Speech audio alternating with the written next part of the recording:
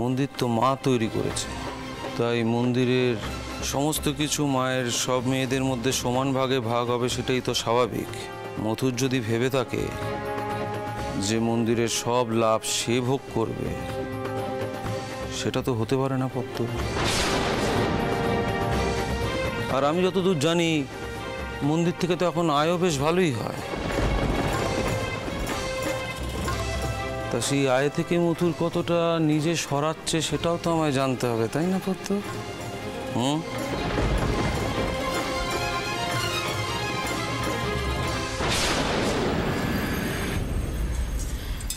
হোমা, তুমি হাতে নিয়ে দাঁড়িয়েছো কেন? এসো এসো, এখানে রাখবে। এসো এসো দেখি, এসো রাখো, এখানে রাখো রাখো। শুনছেন, আপনি খেয়ে নিন, না লুচিগুলো ঠান্ডা হয়ে যাবে।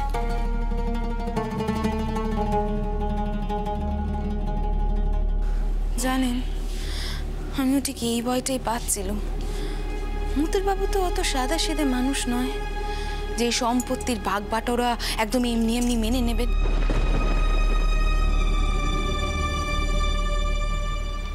ঠিক কিছু না কিছু গোট পাকানোর চেষ্টা করবেন উনি। দেখুন, সেটা তো পেরমান হয়ে গেল।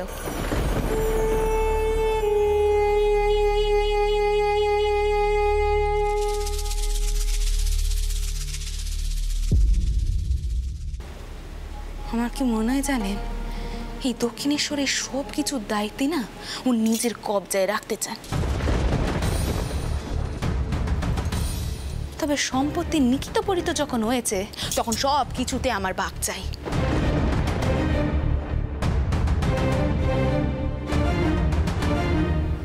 আমার কি মনে হয় জানেন, আমার ভাগখানা ফাঁকি দেওয়ার জন্যে ওই দক্ষিণেশ্বরে পরিচালনার ভারখানা উনি মাকে ভাগ করতে দেননি। কিন্তু আমি ছাড়বো না, আমার সব কিছুতে ভাগ চাই, এই আমি কয়ে দিব। পদ্ম, বিষয় বুদ্ধি আমারও কিন্তু কম নেই।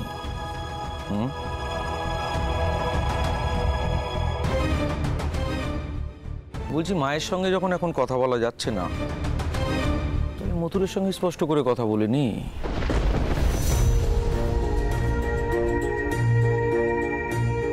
আর ওই ইষ্টিপত্রে তো মন্দির পরিচালনার ভার কে নেবে সেটা স্পষ্ট করে লেখা নেই।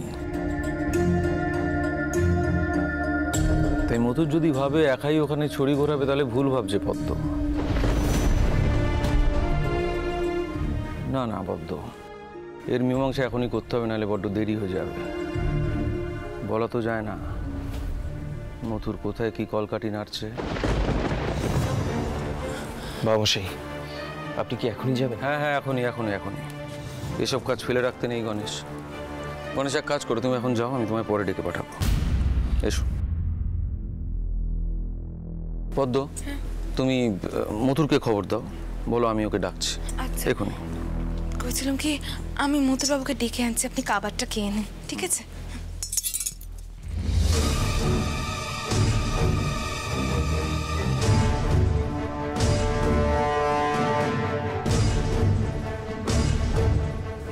মথুরামোহন, তুমি যদি ভেবে থাকো দক্ষিণেশ্বরের মন্দিরের সত্ত্ব তুমি একা ভোগ করবে, তাহলে তুমি ভুল ভাবছো।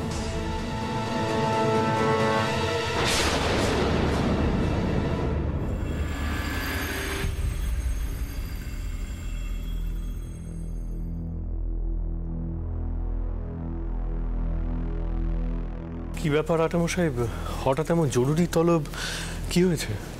মথুর, তোমার সঙ্গে একটা গুরুত্বপূর্ণ বিষয় আমার একটু আলোচনা আছে। তা বেশ, তো বলুন না। তুমি ইষ্টিপত্রটা নিশ্চয়ই পড়েছো, তো সেখানে লেখা আছে। দাঁড়ান দাঁড়ান আটামশাই, দাঁড়ান। আপনি যদি ইষ্টিপত্র নিয়ে আলোচনা করতে চান, তাহলে আপনাকে জানিয়ে রাখি যে এই বিষয়ে আমি কোনো কথা বলতে চাই না। আপনার এই ছাড়া যদি অন্য কোনো বিষয় নিয়ে আলোচনা করতে চান বলুন, আমি আছি, কিন্তু ইষ্টিপত্র নিয়ে আমি কোনো কথা বলবো না। মথুর, তুমি কথা না বললে কি হবে? আমি তো কথা বলতে চাই, আমি তো কথা বলবোই। দেখো মথুর, মা তার সম্পত্তি তার মেয়েদের নামে সমান ভাগে ভাগ করে দিয়েছেন। তা বেশ, তো আপনাদের নামে যে সম্পত্তি লিখে দিয়েছেন সেই নিয়ে আপনারা যা ইচ্ছে তাই করুন, কেউ তো বাধা দিচ্ছে না। আপনারা এখনো সম্পত্তি নিয়ে ভাবছেন? এই কথা কেন কেউ ভাবছেন নে যে কেন মা কারোর সঙ্গে দেখা করতে চাইছেন? কেন হঠাৎ করে এই ইষ্টিপত্রখানা তৈরি করার কথা কইলেন? বড় জামাই দাদা, এই চিন্তা কেন আপনার মনে আসছে না? আপনিও এই অবস্থায় বড় দিদির মতো বিষয় সম্পত্তির ভাগ বাটোয়ারা নিয়ে ভাবছেন? হ্যাঁ ভাবছি। তোর স্বামী আমাদেরকে ভাবতে বাধ্য করছে। এখন তো দেখছি এখন থেকে চোখ কান খোলা না রাখলে ভবিষ্যতে গিয়ে আমাদের পথে বসতে হবে। দেখুন, আপনাদের যা বলার ইচ্ছে আপনারা বলুন, যা ভাবার ইচ্ছে আপনারা ভাবুন। শুধু আমি জানিয়ে রাখি যে মা যতদিন জীবিত আছেন তার সম্পত্তি আমি ভোগ দখল করতে পারবো না। এখন কি সম্পত্তি এসব নিয়ে বাবার সময়? এখন কি এসব আলোচনা করার সময়? কোন দেখিনি আমাদের বরং এখন বাবা উচিত যে মাকে কিভাবে বুঝিয়ে সুঝিয়ে আমরা আবার বাড়িতে নিয়ে আসবো, কি তাই নেই? আমার আমার ক্লান্ত লাগছে, আমি ঘরে যাচ্ছি। আর যদি মাকে কিভাবে এই যানবাজারে নিয়ে আসা যায় সে কথা নিয়ে আলোচনা করা হয় তাহলে আমাকে বলবেন, আমি আসবো। কিন্তু ওই বিষয় সম্পত্তি নিয়ে যদি কথা বলতে চান তাহলে আমি বলবো দয়া করে আমাকে এই নিয়ে আর বিব্রত করবেন না। সুজগদম্বা।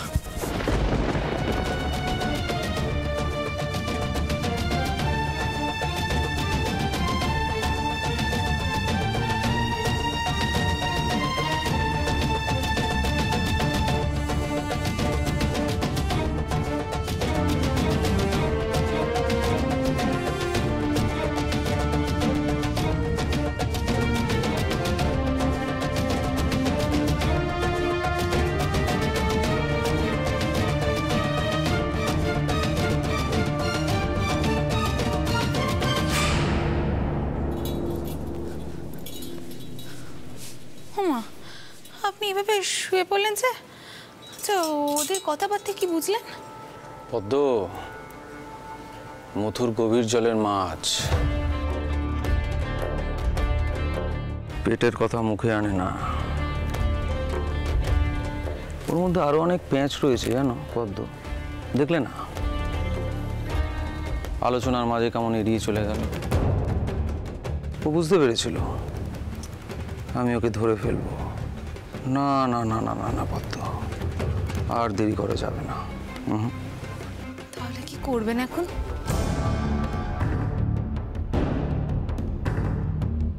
পদ্ম, করার তো অনেক কিছুই আছে, কিন্তু আপাতত দক্ষিণেশ্বরের মন্দিরের আয় ব্যয়ের যে গন্ডগোলটা মথুর করবে তার সরজমিনে গিয়ে আমায় দাঁড়াতে হবে।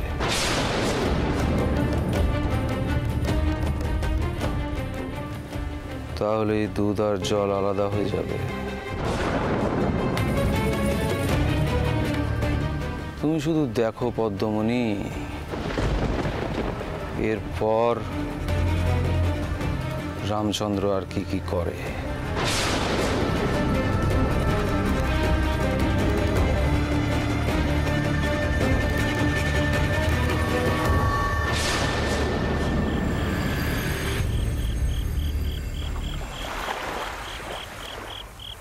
ছোট মামা, ও ছোট মামা, ওই দেখো। ও ছোট মামা, ও ছোট মামা, তুমি অমন করছো কেন? তুমি অমন করছো কেন? এসো এসো, এদিকে এসো, এসো বসো, বসো দেখিনি এখানে, শান্ত হয়ে বসো, বসো বসো বসো বসো বসো বসো, শান্ত হয়ে বসো। এই দেখো, গঙ্গার ঠান্ডা হাওয়ায় শরীর মন কেমন শীতল হয়ে যাবে। কোনো অস্থিরপনা কেন করছো কাউ দেখিনি? ওরে ওই দেখো, ওরে আমি যে স্থির হতে পারছি না রে। আমার মা যে বড় অশান্ত হয়ে আছে রে। আমি কেমন করে শান্ত তা কি ক দেখিনি? দিতে নিগাত নিগাত কোনো বড় গোল হতে চলেছে রে। হ্যাঁ রে, হ্যাঁ, বড় কোনো গোল হতে চলেছে। তাই তো আমার মা অমন অস্থির হয়ে আছে রে। চুপ করে দেখিনি। গোল আবার কি? গোল আবার কি? কি সব বাজে চিনতে আসে তোমার মাথায়? তুমি যে কি ভাবো নে ছোট মামা। ওই দেখ, ওরা শুনলে আবার চারটি পুট কাটবে। তুমি সবকিছু সইতে পারো ছোট মামা, কিন্তু তোমার সম্পর্কে কেউ কিছু কইলে আমি যে সইতে পারিনি। এই যে ও ছোট ঠাকুর, তোমাকে একটা কথা জানাতে এলুম। জানবাজার থেকে নির্দেশ হয়েছে এবার থেকে নৈবেদ্যের পরিমাণ কমাতে হবে।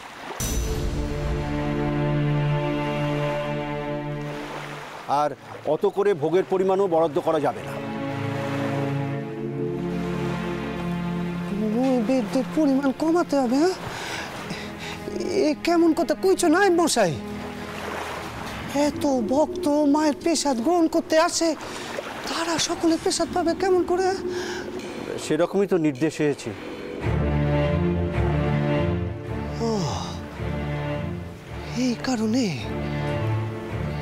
এই কারণে মা তাহলে ক্ষিপ্ত হয়ে আছে। হৃদে, ও হৃদে, তোরে কইছিলুম রে মা অস্থির হয়ে আছে। এইবার বুঝেছি তার কারণ কানা। মায়ের এত সন্তান, তারা যদি প্রসাদ না পায় তাহলে মায়ের রাগ হবে না? নিশ্চয়ই হবে। এ তো বরদাস্ত করা যায় না। কোথায় আছে সেজবাবু? কোথায় আছে? আমার তার কাছে যেতে হবে। দাঁড়াও ঠাকুর, যাচ্ছ কোথায়? আরে সেজবাবুকে আমার সঙ্গে এসেছেন নাকি? তিনি তো মায়ের কারণে মুহ্যমান হয়ে আছেন। তিনি তো জানবাজারে আছেন। বুঝেছি, এই কারণেই এত গোল। ওরে তুই চল দেখিনি, চল তুই আমার সঙ্গে চল। আমরা জানবাজারে গিয়ে সেজবাবুরে সব জানাই। সেজবাবু জানলে না এই সব সমস্যা মিটিয়ে দেবে। চল দেখিনি, চল। হ্যাঁ, উঠলো ভাই তো কটক যাই। পারো বটে কথাই ঠাকুর। যেই জানবাজারের বাড়ির একটা নির্দেশ তোমার পছন্দ হলো না, অমনি তুমি ছুটছো সেজবাবুকে নালিশ করতে। বাহ! তাছাড়া এটা তো তেনাদের ব্যাপার। তেনারা কতটা পরিমাণে ভোগ মায়ের জন্য বরাদ্দ করবেন সেটা তারা বুঝবেন। আমরা আধার কার্ড বাড়ি, জাহাজের খোঁজ নিয়ে আমরা কি করবো বলো তো? তেনারা যদি সেই সিদ্ধান্ত নিয়েই থাকেন তাহলে সঠিক সিদ্ধান্ত নিয়েছেন, ভুলটা কি করেছেন? না, তেনারা সঠিক সিদ্ধান্ত নেননি তেনারা। সেজবাবু নিশ্চয়ই কিছু জানেন নে। আমার সেজবাবুরে সব কইতে হবে। আমার মা যে রুষ্ট হবেন নৈবেদ্যর পরিমাণ কম হলে। এই সেজবাবু তোমাকে এত মাথায় তোলেন বলেই না তোমার এত বারবারন্ত থেকেই খালি ছোট সেজবাবুর কাছে নালিশ জানাতে। কি যে সেজবাবু তোমার মুখের মধ্যে দেখেন না, আর কেনই যে তোমার এই খ্যাপামো সহ্য করেন জানি না। চুপ করো দেখিনি বদন টাউট। সেজবাবুর মতো মানুষ ছোট মামারে পছন্দ করে, তাতে তোমাদের কেন গা জ্বলে আমি বুঝি না বাবা। আর এখন থামুন আপনারা। না, থাকবে কেন না মশাই? আপনি তো নিজের কানে শোনেননি যে মা নাকি রুষ্ট হয়েছেন? গদা ঠাকুর শুনেছেন? তা মা কখন রুষ্ট হচ্ছেন, কখন সন্তুষ্ট হচ্ছেন সব বুঝি ওনার কানে কানে এসে বলে যান। নেহাত সেজবাবু এত প্রশ্রয় দেন, তাই প্রশ্রয় তো দিন হারান ঠাকুর। যাকে যতটুকু শ্রদ্ধা বা ভক্তি করার ঠিক ততটাই করি, অপাত্রে কিছু দিই না। এই যা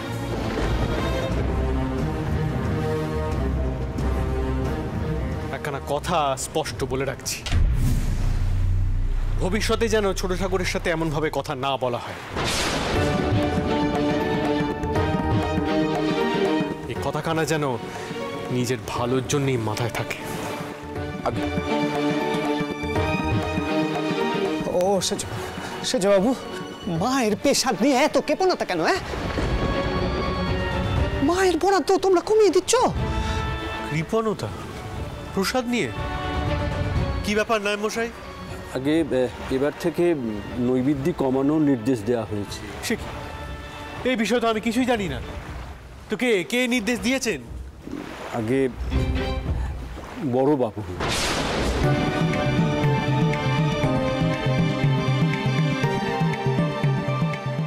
আটা মশাই?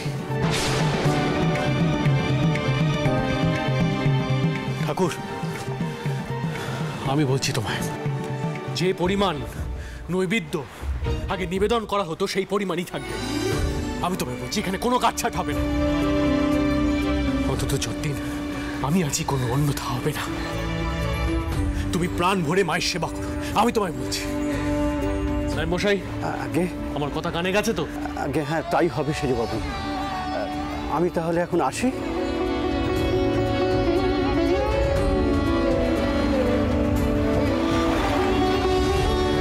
ছোট মামা, আমি তবে পুজোর জোগাড় করতে গেলুম। সেজে বাবু,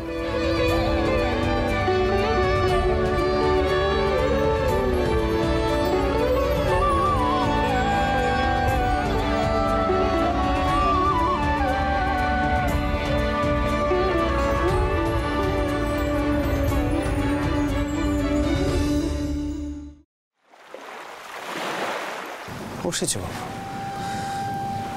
তোমার মুখ কেন মনপানা দেখাচ্ছে এখানে? মনের মধ্যে বুঝি ঝড় বইছে? বড় অস্থির লাগছে গো ছোট ঠাকুর।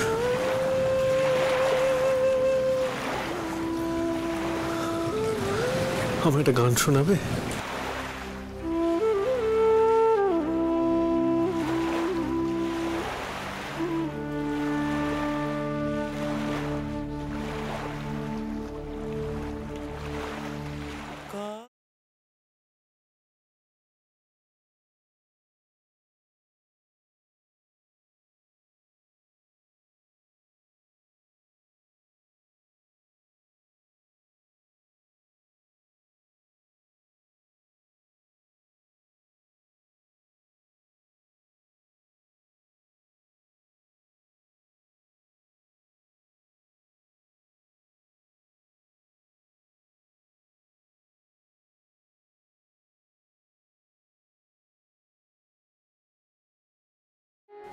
রানী মারছে,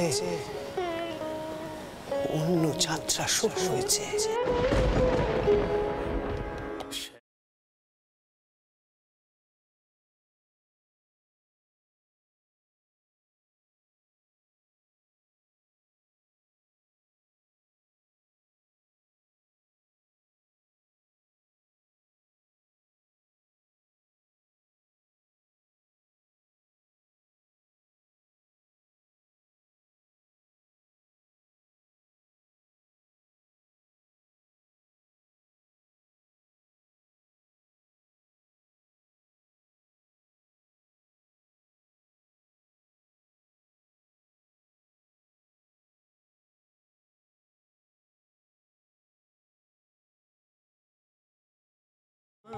রানী মারে, এখন সব কিছুটা কাটাতে হবে গো।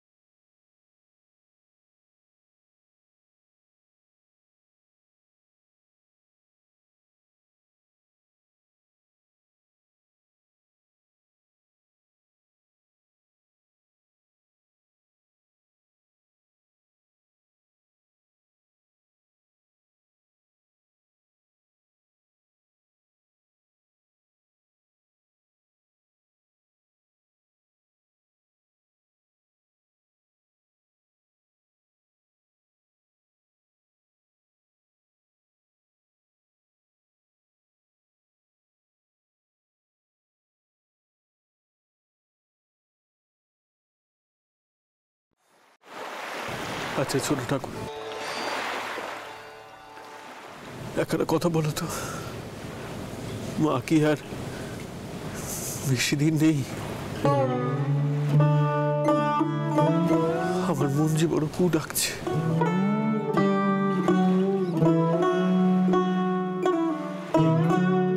সেজো বাবু, জন্ম, মৃত্যু আর বিয়ে,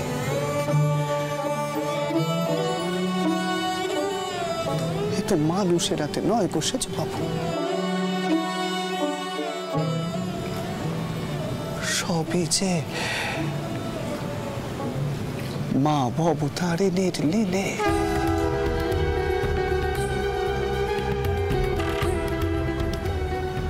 ভরসা রাখো গো, ভরসা রাখো সেজো, ভরসা রাখো। জয় মা, জয় মা, জয়